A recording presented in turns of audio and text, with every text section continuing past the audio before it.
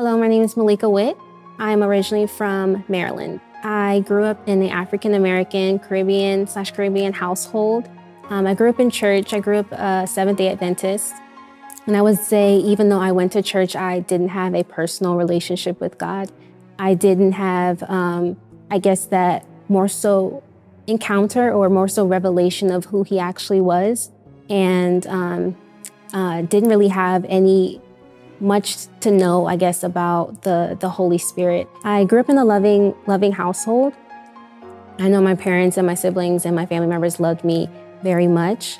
But I would say that I still dealt with a bit of rejection and kind of like a bit of loneliness and kind of just feeling unwanted and just really not knowing like who I was. I know when I grew up in my childhood, I was like very jovial, very just full of joy, and like was always like trying to make people laugh and was always happy. And I think a shift happened more so when I was in middle school, I would say. I remember kind of just like feeling like there was more to life, more to like there had to be more. And I remember kind of craving like more so like those I guess those spiritual experiences that like, I feel like, you know, that question of just like, oh, there has to be more to life. There has to be more to just going about the day to day.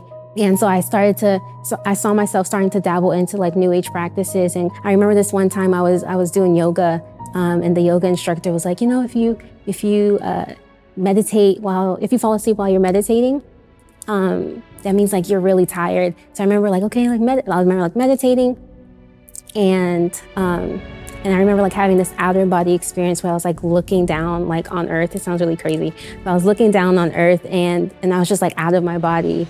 And then like she was like banging on the chimes or whatever she was doing. And I remember like coming back. And I remember ever since then, I was like really craving those experiences again. I went to this youth conference my freshman year of college. And I remember like just like hearing like the music and seeing like a whole bunch of people my age like really be on fire for God and really like loved Him and worshiped Him with like nobody, like, and not caring what anybody thought. And I remember like seeing them worship God and not really caring about what anybody thought about them. And I remember knowing that I had to forgive someone, and I just felt like this peace come over me. And I remember feeling like this hand was on my shoulder. And I remember opening up my eyes and looking around me, and there was no one there. I think ever since then, like it changed a lot of things for me. But unfortunately, after that, I started to kind of fall away, I guess more so in sense of being more legalistic with my religion.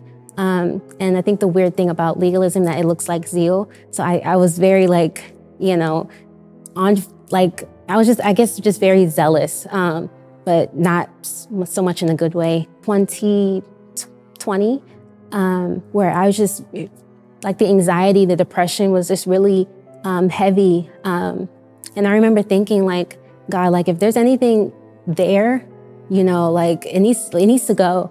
So I remember going to like my prayer closet in my apartment, and I was just like saying that over and over again. I just started manifesting and growling in my closet.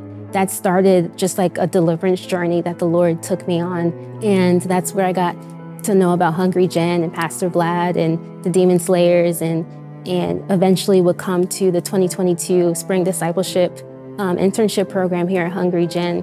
And I would say that's where the Lord really answered all of the questions that I had, the legalism, the spiritual experiences that I had when I was younger, the depression, the anxiety, all of those things would start to like unfold, and the Lord really would meet me where I was at. Like I said, the Lord took me on this deliverance journey where I got deliverance from just different things that I got delivered from, just many different things like spirit of witchcraft, antichrist spirit, just being delivered from different things and just also like generational curses. I think after that, like even like my family members and people, when I came back from after internship, they just said like, you know, like you look different. Like, and I honestly felt different. Like I felt like just more clarity and just more at peace, and feeling like the wall that I would hit with my relationship with God was kind of just like lifted. And I just felt like I could just, that condemnation and that guilt and that shame that I felt, that would kind of, I guess, that would kind of prevent me from running to him was removed, and I just felt so more like at ease, and like, oh, I can do, you know, this Christian walk with the help of the Holy Spirit. Culture, society will not give you those answers that you're looking for. Only Jesus Christ can. And if you give him a chance, I can assure you that everything that you're in search of and everything that you're in longing of, he can satisfy. So if you are willing to give Jesus your life today, say this prayer with me. Say, "Dear Heavenly Father, I repent of everything I've done wrong against you. I repent of my sins. I believe that Jesus Christ is Lord. I believe that he lived and died and rose again to set me free and to forgive me and wash me of all of my sins. In Jesus' name, amen."